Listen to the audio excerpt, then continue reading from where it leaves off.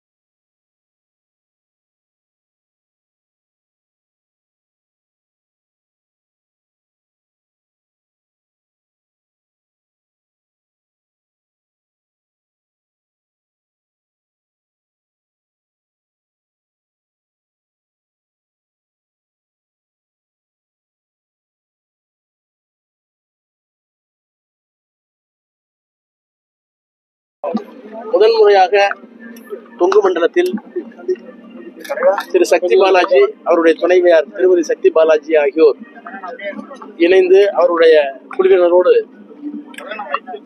இந்த கொங்கு மண்டலத்தில் கோவையில் ஏற்பாடு செய்திருக்கிற இந்த குதிரையேற்றம் ஷோ ஜம்பிங் இன்றைக்கு காட்டப்பட்டது என்பது